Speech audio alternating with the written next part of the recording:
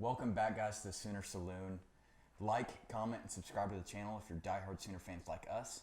And tonight I'm solo, but that's okay, because I'm still going to give you guys Oklahoma versus Tulsa preview.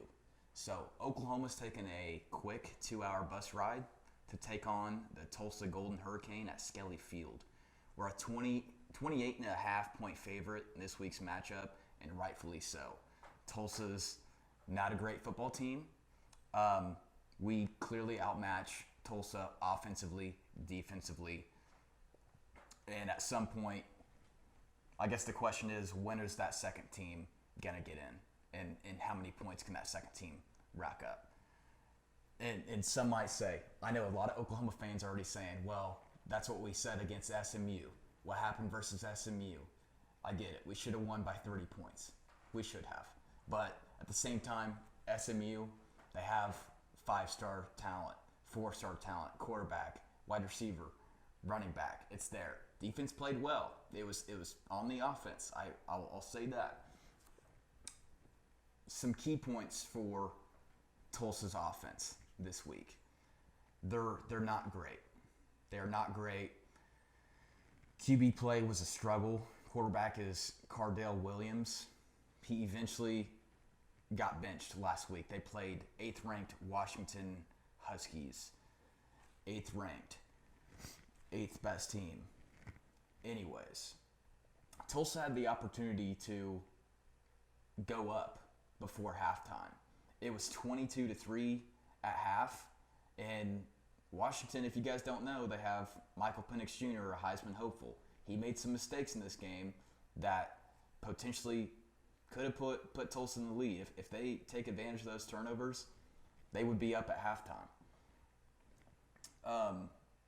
Williams he's going to throw a lot of 50-50 balls. He's going to let it air out, and he's not very accurate, doesn't have a lot of arm strength.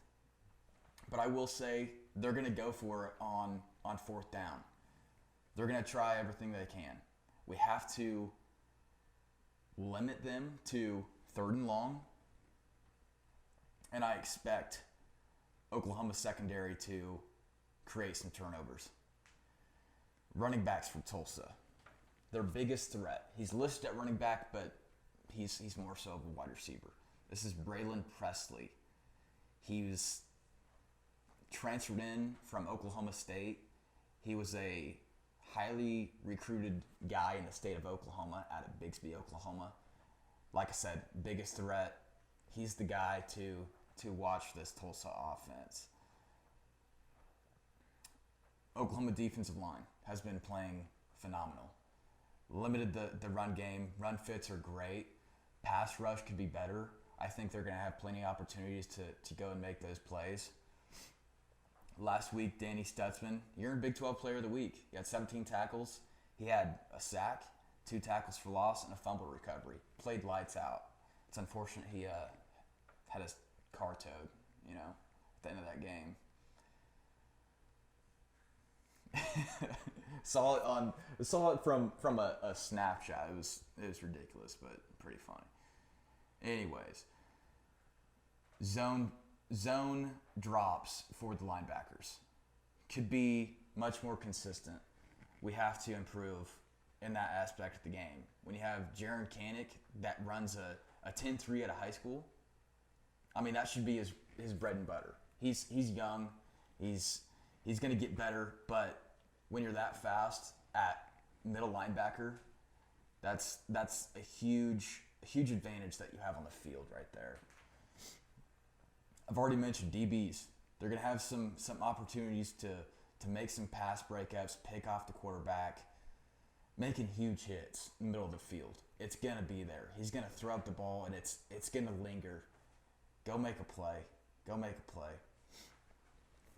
Oklahoma offense, starting with Dylan Gabriel. He's been very efficient this season. He's got 6 touchdowns, 4 against SMU. Kind of pops out. Gets the ball out quick. Has been accurate within the first 2 weeks of the season thus far. I expect him to have a big day. And when he gets out, Jackson Arnold gets in, I expect no different. He's going to have a big day as well.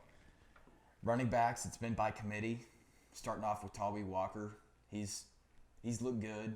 Marcus Majors played well as well. He's caught his first receiving touchdown last week on a big play. Wide receivers, Andrell Anthony. He's been clearly the number one guy, is the deep threat. But last week, not enough production. You can blame that on Levy.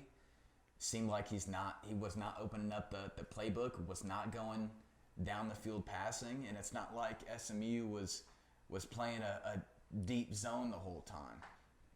We have to improve in that aspect. Late in the game, Farouk caught himself the touchdown. Farouk was not involved in this game a ton.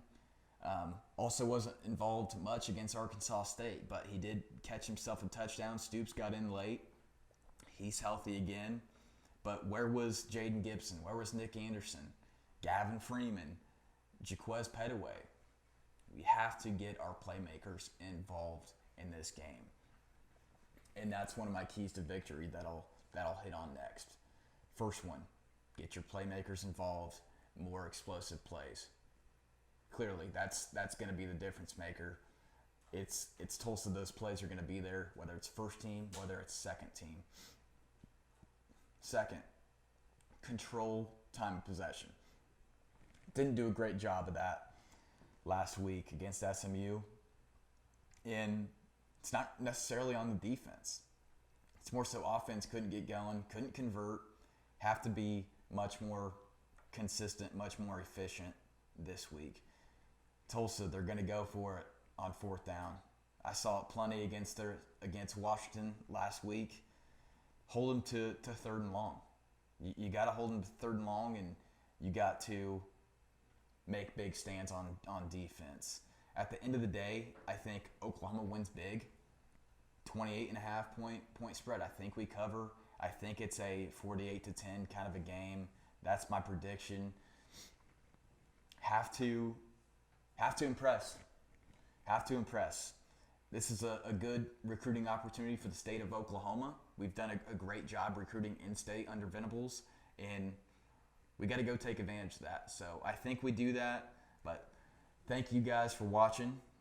Don't forget to like, comment, and subscribe, and give us a prediction. Comment below and let us know what you think. So that being said, Boomer Sooner.